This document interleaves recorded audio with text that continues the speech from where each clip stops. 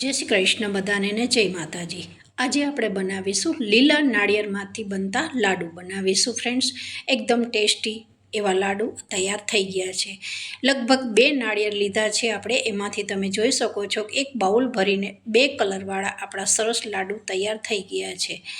અને આ લાડુમાં આપણે કોઈ માવો ચાસણી નથી કરવાના, મિલ્ક પાવડર નાખવાની જરૂર નથી ઘી નાખીશું। તો વિડીયો સ્કીપ ના કરશો, લાસ્ટ તક જોશો તો તમને ખબર પડશે કે મેં આમાં શું સામગ્રી નાખી છે અને કેવી રીતે આ લાડુ તૈયાર થયા છે। હવે આપણે અહીંયા રેસીપી તરફ આગળ વધીએ।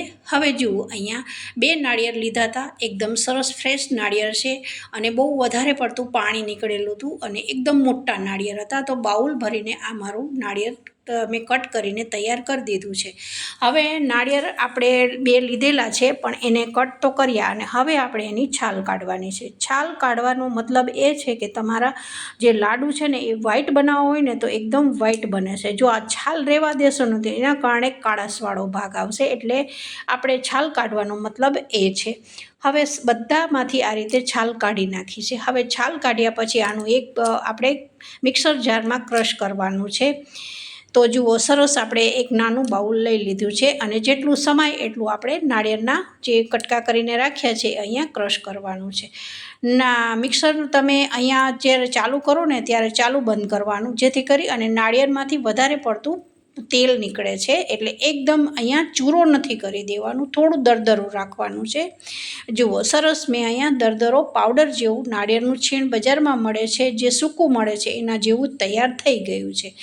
હવે આપણે અહીંયા એક પ્લેટમાં કાઢી લીધું અને પછી નોનસ્ટિક પેન લઈ લીધું છે અને એમાં લગભગ આપણે 5 જ મિનિટ શેકવાનું છે। 5 મિનિટ કેમ શેકવાનું છે કે થોડું ઘણું નાળિયેરમાં મોઇશ્ચર છે, જે વધારે પડતું પાણીનો ભાગ બહુ રહી ગયો હોય, કારણ કે આપણે મિક્સરમાં ક્રશ કર્યું છે તો એમાંથી પાણી છૂટું પડશે, તો થોડું અહીંયા આપણે શેકવાનું છે।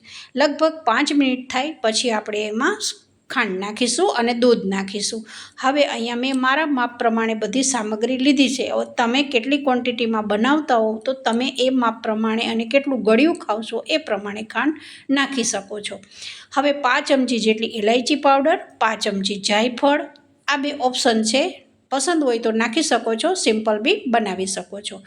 1 ચમચી જેટલું દૂધ લીધું છે। અહીંયા કોઈ આપણે આ લાડુ બનાવવામાં ચાસણી કરવાની બી ઝંઝટ નથી, જે તમે દૂધ નાખ્યું છે એમાંથી જ સરસ ચાસણી તૈયાર થઈ જશે।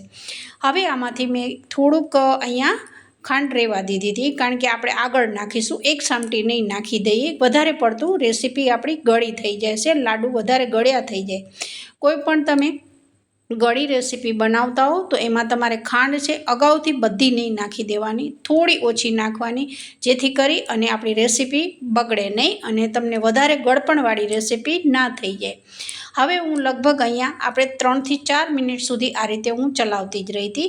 હજુ અહીંયા દૂધ એકદમ બળ્યું નથી, આપણે દૂધ બળે ને ત્યાં સુધી જ આપણે ચલાવતા રહેવાનું છે। ઓટોમેટિક તમને મિશ્રણમાં ખબર જ પડી જશે કે હવે આપણે લાડવા બનાવવા માટેનું મિશ્રણ તૈયાર થઈ ગયું છે। હવે 1 ચમચી આપણે ખાંડ નાખી છે, 1 ચમચી દૂધ નાખ્યું છે, તો બેયને સારું એવું આપણે બાળવાનું છે, તો જ મિશ્રણ લાડુનું તૈયાર થશે।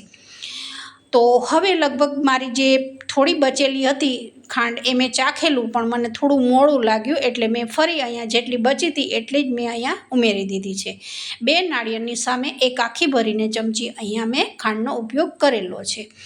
હવે લગભગ ખાંડ નાખ્યા પછી બી 5 થી 7 મિનિટ સુધી આ રીતે આપણે ચલાવતા જ રહ્યા હતા ફ્રેન્ડ્સ। જુઓ, સરસ અહીંયા ચલાવતા રહેવાનું છે, તમે ચલાવશો એટલે તમને ઓટોમેટિક મિશ્રણ તૈયાર થઈ જશે ને એટલે ખબર જ પડી જશે, બહુ વધારે વાર હવે ચલાવવાની જરૂર નથી। તો સરસ આપણું જુઓ અહીંયા એકદમ લીસું થઈ ગયું છે। જો હું સ્પેચ્યુલો મારું છું તો તમને ખબર પડતી હશે, અને એક બાજુથી સાઈડમાંથી પેન બી છોડે છે। તો હવે આપણે અહીંયા હું ચેક કરીશ, જુઓ આ રીતે ચેક કરવાનું, એકદમ સરસ લાડુ જેવું બંધાવવા માંડે તો ગેસ બંધ કરી દેવાનો છે અને પછી એક પ્લેટમાં કાઢી લેવાનું છે। હવે તમારે અહીંયા 2 કલરના બનાવવા હોય, વ્હાઈટ બનાવવાના હોય તો બી તમે બનાવી શકો છો, પણ મારે 2 કલરવાળા બનાવવાના હતા, થોડો પીળો કલરમાં બનાવવાનું હતું અને એક વ્હાઈટમાં બનાવવાનું હતું। તો જે નાળિયેરનું મિશ્રણ છે એના આપણે 2 ભાગ કરી દીધા છે। હવે હું અહીંયા ફૂડ કલર જે યલો કલર બજારમાં મળે છે એ અહીંયા થોડો ઉમેરીશું। અને જુઓ, આ લાડુ એવા છે કે તમે વ્રતમાં બી ખાઈ શકો છો, તમારા ઘરના સભ્યો જો કોઈ વ્રત રહેતા હોય તો જરૂરથી તમે બનાવીને એમને ખવડાવજો અને 11ના દિવસે તમે ઠાકોરજીને ધરાવી શકો છો. ચોથના દિવસે બી તમે આ લાડુ બનાવી શકો છો. તો એકદમ ઇઝી છે, 10 મિનિટમાં બની જાય એટલા લાડુ આ સરળ રીતે બને છે. આમાં કોઈ તમારે વધારે પડતું તમારા ઘરમાં મિલ્ક પાવડર ન હોય, મલાઈ ના હોય તો બી તમે આ લાડુ સરસ બનાવી અને ભગવાનને અર્પણ કરી શકો છો. ઘરના સભ્યને બી ખવડાવી શકો છો. તો જુઓ, સરસ અહીંયા આપણે ફૂડ કલર ઉમેરી અને સરસ મિશ્રણને મિક્સ કરી દીધું અને પછી આ રીતે આપણે લાડુ વાળી દીધેલો છે. તો હવે મેં થોડું અહીંયા કોરું જે નાળિયેરનું છીણ આવે છે, બજારમાં પેકેટ મળતું હોય છે, એ મારી પાસે હતું તો થોડું મેં અહીંયા કોટિંગ કરેલું છે.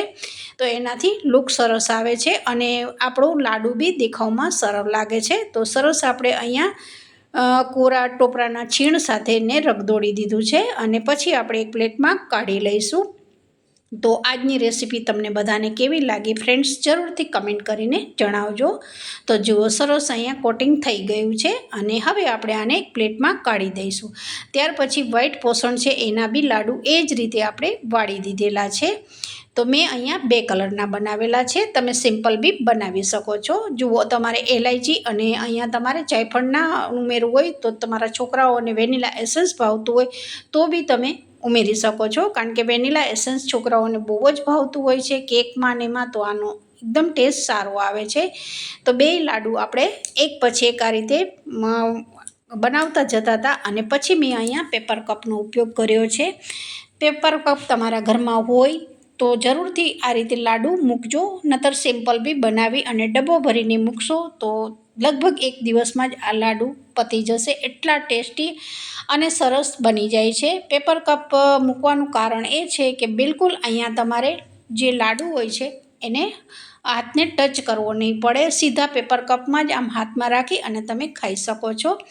તો ઉપરથી મેં આ રીતે ચારોળી અને ખાલી ચારોળીનો જ ઉપયોગ કરેલો છે. તમારી પાસે કાજુ, બદામ, તૂટી ફૂટી જે હોય એ તમે અહીંયા ઉપર લગાવી અને સરસ અહીંયા પીરસી શકો છો. તમારા ઘરના સભ્યોને ઉપવાસ હોય અથવા ભગવાનને બી તમે ધરાવી શકો છો. તો આજની રેસીપી આપણી સારી તૈયાર થઈ ગઈ છે. તો બધાને જય શ્રી કૃષ્ણ.